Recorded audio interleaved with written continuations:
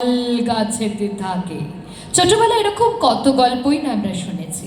আর সেই গল্পের সেই চরিত্র যদি সলিল চৌধুরী তার গানে তুলে ধরেন তাহলে কেমন হয়?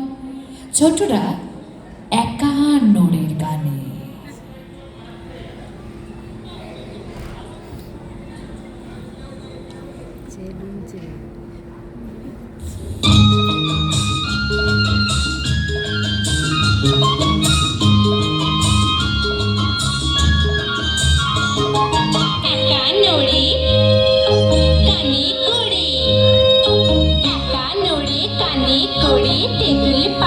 ছড়ি ছড়ি এক হাতে তার নুনের ভার আর এক হাতে ছুরি, কান কেটে নুন ঘষে বেড়ায় বাড়ি বাড়ি।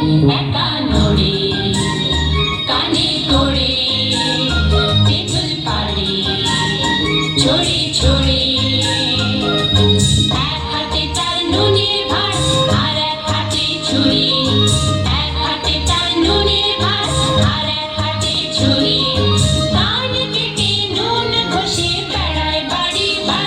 একা নড়ে কানে করে তেঁতুল পাড়ে ছড়ে ছড়ে।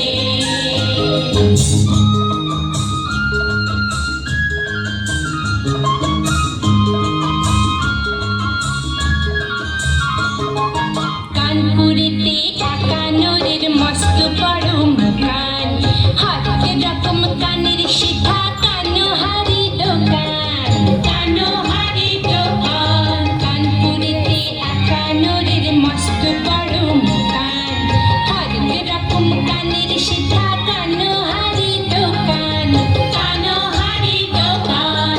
কান পাতলা সেখানে যায় কিনতে মোটা কান, আর কানে খাটো কিনে এনে লম্বা দেখে কান, লম্বা দেখে কান। কানা ঘুষো যা কিছু হয় যত কানাকানি, কানা ঘুষো যা কিছু হয় যত কানাকানি, সব কিছু সে একান্নরে করেছে আমদানি। একান্নরে কানে করে তেঁতুল পাড়ে ছড়ে ছড়ে।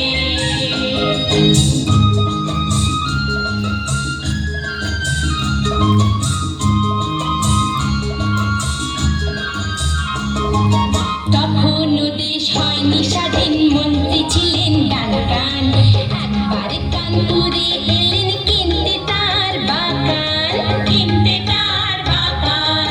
একান্নরে বললে দেখুন সময় দিতে হবে, মন্ত্রী কান আনতে গেলে দিল্লি যেতে হবে, দিল্লি যেতে হবে। এই না বলে একান্নরে দিল্লি দিল হাঁটা, 6 দিন পরে ফিরে এলো চক্ষু ফাটা ফাটা, চক্ষু ফাটা ফাটা। বলল কেটে নিন ফিরিয়ে আপনার টাকাটা, বলল কেটে নিন ফিরিয়ে আপনার টাকাটা। মন্ত্রী হবার পরে ওদের সবার দোকান কাটা। একান্নরে কানে করে তেঁতুল পাড়ে ছড়ে ছড়ে,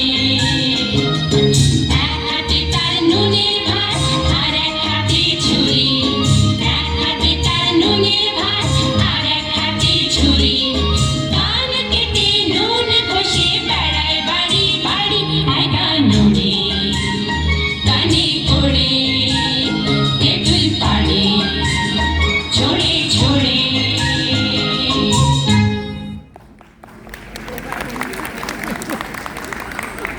একান্নরে মঞ্চে